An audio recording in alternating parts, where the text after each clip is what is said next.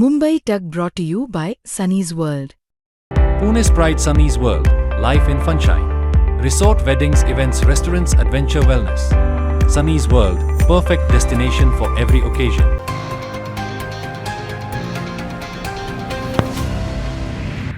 बरोबर 1 वर्षापूर्वी इंदिरा गांधींचा आणि आता पंडित जवाहरलाल नेहरूंचा या दोन्हीही माजी पंतप्रधानांचा रेकॉर्ड हा विद्यमान पंतप्रधान नरेंद्र मोदी यांनी मोडलेला आहे. मोदींसाठी हे रेकॉर्ड मोडणं कशा अर्थानं महत्त्वाचं आहे, नेहरू आणि गांधींचा किती दिवसांचा रेकॉर्ड आणि आता तो मोदींनी कशा पद्धतीने मोडलेला आहे आणि मुळात त्यातला सगळ्यात महत्त्वाचा प्रश्न की खरोखर मोदींनी नेहरूंचा रेकॉर्ड मोडलाय असं म्हणता येऊ शकतं का, आजच्या व्हिडिओमधनं समजून घेऊया. भारताचे पहिले पंतप्रधान झाले जवाहरलाल नेहरू. 1947ला देश स्वतंत्र झाला तेव्हाच नेहरू हे भारताचे पंतप्रधान झाले.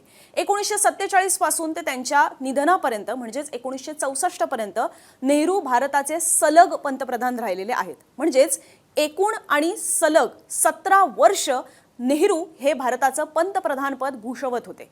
पण विद्यमान पंतप्रधान नरेंद्र मोदी हे सलग तिसऱ्यांदा भारताचे पंतप्रधान झाले असले तरी सुद्धा अजून नेहरूंसारखा त्यांचा 17 वर्षांचा कार्यकाळ हा पूर्ण झालेला नाही. मोदींचा हा कार्यकाळ सध्या 12 वर्षांचाच आहे, 2014 ते 2026 असा. त्यामुळे या अर्थाने बघायला गेलं तर मोदींनी अजूनही नेहरूंचा रेकॉर्ड मोडलाय असं टेक्निकल बेसिसवर म्हणजे तांत्रिकदृष्ट्या म्हणता येणार नाही. आणि ही माहिती सुद्धा काही अगदी मनातली नाहीये, तर सरकारीच वेबसाईट प्रधानमंत्री संग्रहालयावरनच आम्ही तुम्हाला सांगत आहोत, कारण त्याच्यामध्ये सुद्धा नेहरूंचा पंतप्रधान पदाचा कार्यकाळ हा ऑब्व्हियसली 1947 पासूनच पकडला जातो.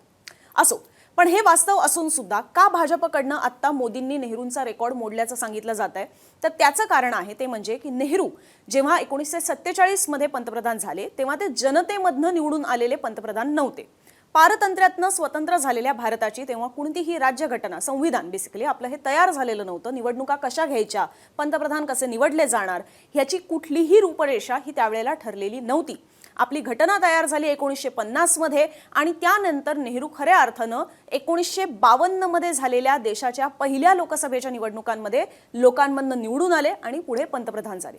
आता ह्यानुसार नेहरू आणि मोदींच्या कार्यकाळाची तुलना करायची झाली तर पंडित जवाहरलाल नेहरू जे 13 मे 1952 ते 27 मे 1964 पर्यंत म्हणजेच 4398 दिवस ते भारताचे पंतप्रधान राहिले.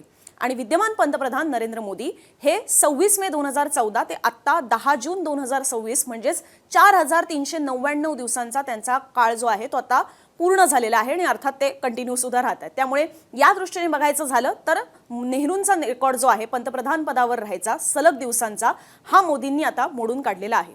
एवढंच नाही तर पंतप्रधान नरेंद्र मोदींनी नेहरूंप्रमाणेच इंदिरा गांधींचा सुद्धा सलग जास्त काळ पंतप्रधान पदावर राहण्याचा विक्रम 2025 मध्येच मोडून काढलेला होता. इंदिरा गांधी या 24 जानेवारी 1966 ते 24 मार्च 1977 असा 4077 दिवसांचा त्यांचा सलग पंतप्रधान पदाचा कार्यकाळ आहे.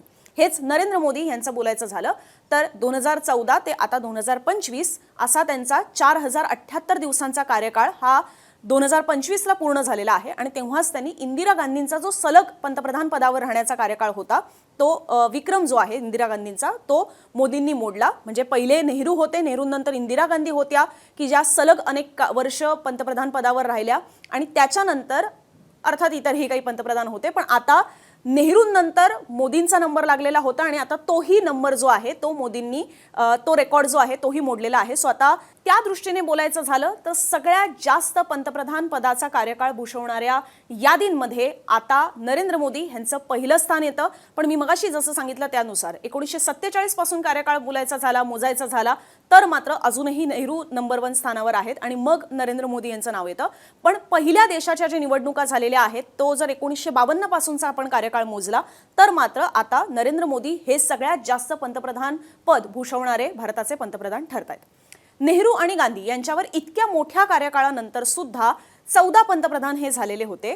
मात्र ठराविकच जसं की नरसिंहराव असतील, राजीव गांधी असतील, वाजपेयी असतील, मनमोहन सिंग असतील यांसारख्या अगदी एका हातावर किंवा एका हाताच्या बोटावर मोजण्या इतकेच पंतप्रधान राहिलेले आहेत की ज्यांनी 5 वर्षांचा आपला कार्यकाळ हा पूर्ण केलेला आहे. त्या पलीकडे तर सोडाच, म्हणजे त्या पलीकडे सलग तर सोडाच, पण 5 वर्षांचा कार्यकाळ पूर्ण करणारे पंतप्रधान हे भारताला मधल्या काळात लाभलेलेच नाहीयेत. भारताचे पहिले पंतप्रधान नेहरूंच्या निधनानंतर गुलजारीलाल नंदा हे पुढे पंतप्रधान झाले, पण ते अगदीच काही दिवसांसाठी, जसं की मे ते अगदी जून महिन्यापर्यंतच 1964 मध्ये ते अगदी काही दिवसांसाठी पंतप्रधान झाले. त्याच्यानंतर लाल बहादूर शास्त्री झाले, पण शास्त्रींचं सुद्धा निधन झालं आणि त्याच्यानंतर गुलजारीलाल नंदा हेच परत भारताचे पंतप्रधान झाले, पण इथे पण ते अगदी काही दिवसांसाठीच पंतप्रधान झालेले होते. त्याच्यानंतर परत एकदा इंदिरा गांधी, त्याच्यानंतर मोरारजी देसाई, मग चौधरी चरण सिंग, त्याच्यानंतर परत इंदिरा गांधी, मग राजीव गांधी, मग व्ही.पी. सिंग, मग चंद्रशेखर, नरसिंह राव, अटल बिहारी वाजपेयी, एच.डी. देवेगौडा, इंदरकुमार गुजराल, अटल बिहारी वाजपेयी परत एकदा, त्याच्यानंतर परत एकदा अटल बिहारी वाजपेयी, मग मनमोहन सिंग आणि नंतर 2014ला पुन्हा एकदा नरेंद्र मोदी हे भारताचे पंतप्रधान झाले. आता केवळ कार्यकाळ पूर्ण करणे इतपतच मोदींच्या कारकिर्दीचा आढावा हा मर्यादित असू शकत नाही. 12 वर्षांच्या या पंतप्रधान पदाच्या सलग कार्यकाळामध्ये नोटाबंदी, 370 कलम रद्द करणं, तिहेरी तलाक रद्द करणं, अयोध्येत राम मंदिर बांधणं, विशिष्ट भाजपशासित राज्यांमध्ये समान नागरी कायदा सुद्धा आणणं, सर्जिकल स्ट्राईक, एअर स्ट्राईक, जातनिहाय जनगणना, असे अनेक गोष्टी आहेत. त्या पलीकडे जाऊन अनेक अशी विकास कामं आहेत ज्याचं श्रेय सुद्धा अर्थात मोदी सरकारला हे देता येऊ शकतं किंवा दिलं सुद्धा जातं.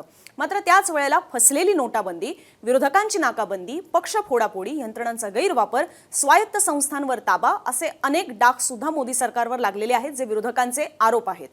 सलग 3 वेळा सत्तेत आल्याचा पंतप्रधान नरेंद्र मोदींनी खरं तर भाजपला सुद्धा एक पक्ष विस्ताराच्या दृष्टीने कमालीचा फायदा मिळवून दिलेला आहे. मोदींआधी केवळ अटल बिहारी वाजपेयी होते की जे भाजपचे नेते पंतप्रधान झालेले होते. मात्र त्यांच्या कार्यकाळात म्हणजे हे 1980 नंतर जेव्हा भाजपची स्थापना झालेली आहे त्याच्यानंतर केवळ वाजपेयी आणि मोदी हे दोनच भाजपचे नेते जे पंतप्रधान झाले. पण वाजपेयींच्या काळात भाजपचा पक्षविस्तार तेवढा झाला नाही जेवढा मोदींच्या कार्यकाळात झाला.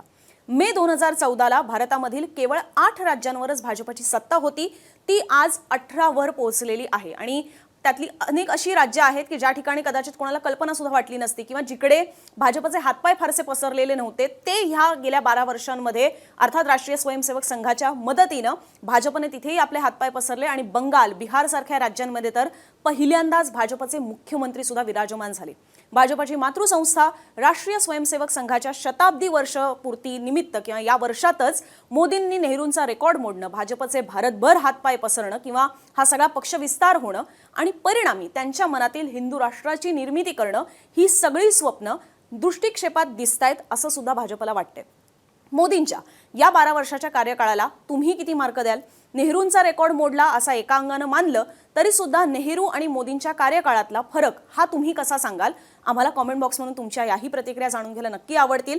आणि अशाच पद्धतीने दिवसभरातले वेगवेगळे माहितीपूर्ण व्हिडिओज पाहण्यासाठी, लेटेस्ट अपडेट्स जाणून घेण्यासाठी आणि विश्लेषण पाहण्यासाठी मुंबई तकचं YouTube चॅनल सबस्क्राईब करायला विसरू नका.